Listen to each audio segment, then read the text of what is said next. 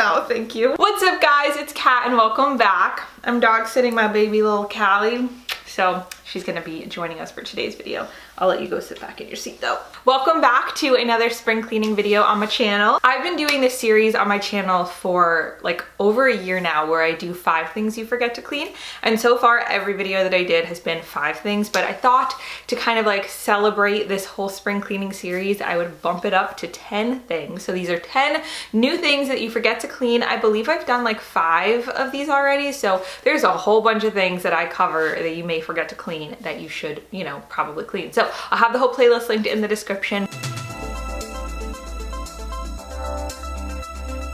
Number 1 is your plants. And I know this may seem a little weird, but think about it. You have plants, real or fake, like sitting around your house.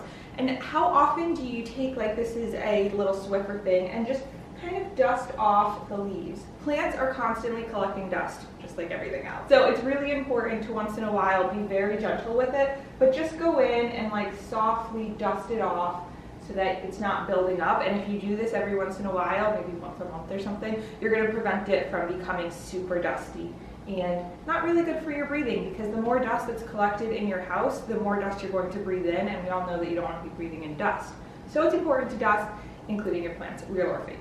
Now, I'm sure we all vacuum on top of our carpets, but how often do you take the time to actually roll it up and vacuum underneath your carpet? And obviously, I don't think it's that important to do this too often because it's not like you spend a lot of time under there. But every once in a while, you know, roll up your carpet and vacuum underneath it so that there's not like a whole bunch of dust and stuff accumulating under there. And it's weird because when I think about it, I'm like, if it's covered, how would any dirt or dust get under there, right? But then every time that I end up taking my carpet up, there always is stuff under there. So it's kind of like, somehow it gets under there. So it's a better idea to just every once in a while be on top of the situation and get your carpet up and vacuum underneath it. Welcome to my kitchen. So the next 3 items, which will probably be spliced up along the video, but they're all in the kitchen. First one, which I have been wanting to do this for so long, but I keep not doing it because I know I wanted to film it in this video, and that is one of my most prized possessions, your coffee maker. We're just gonna come have a little close look at this. You may be thinking like, what about your coffee maker is so dirty? You obviously put this in the wash a couple times and then,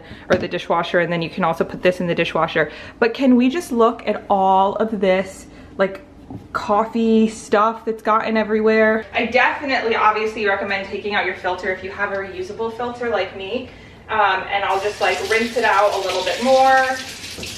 And then I'm gonna stick it in the dishwasher. Obviously you can wash it by hand as well. I don't wanna use anything too harsh for this. I'm just gonna take a paper towel, put a little bit of water on it, kind of like, you know, get all the excess water out.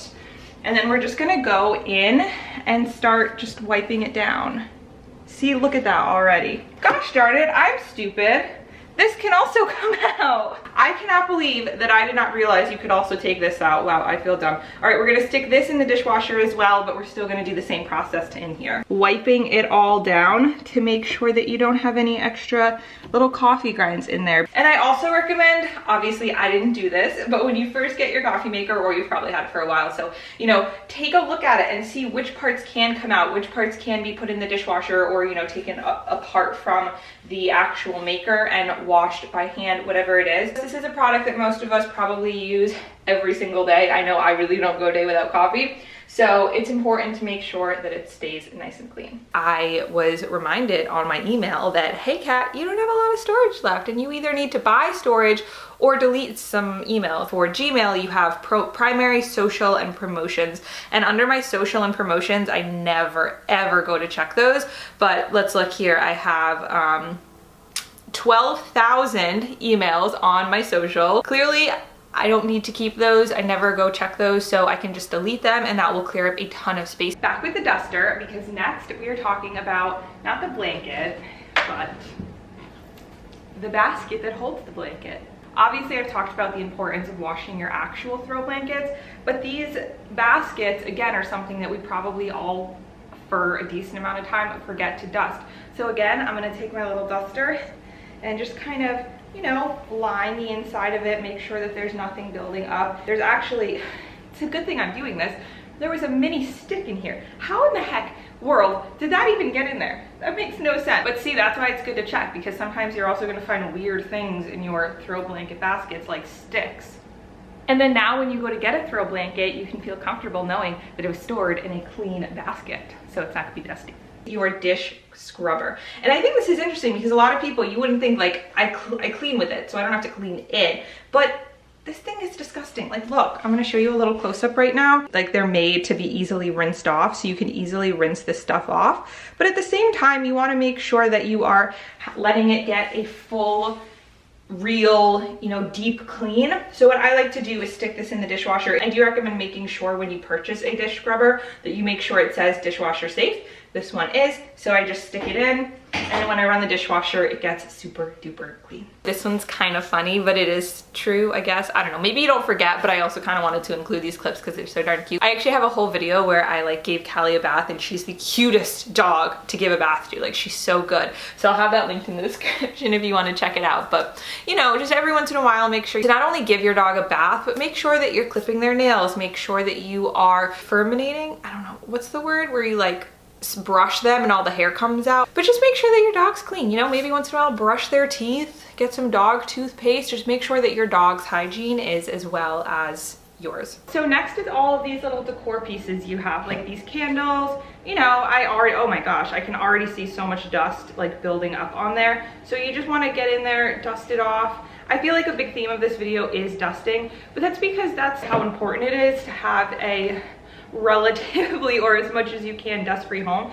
Because if there's a whole bunch of dust all over your stuff, all over your house, you're going to be breathing that in, and that's not good for you. So if you take the time every once in a while to go through and dust all of the things that are just sitting around, it's gonna go a long way. Next is another random one, but it's also something that I never really think about because I just find myself changing out my earrings every day. Not every day, but like I have a few earrings that like I'll just rotate between, and I never really take the time to disinfect them. So I recommend every once in a while taking like some rubbing alcohol or disinfectant, something like that, and just letting them soak, letting them desanitize and get any bacteria or germs off of them before you put them back in your ears. All right, on to the next item in your kitchen. And this is one that I actually, like, I didn't even have this one planned out, but when I went to put more ice in here this morning because I used it all up, I was like, wait a second, I've had this for like a couple months now, and I've only put it in the dishwasher once, like when I first got it. And I think it's super easy if you do have ice trays to just keep, you know, refill, put back in the freezer, refill, put back in the freezer.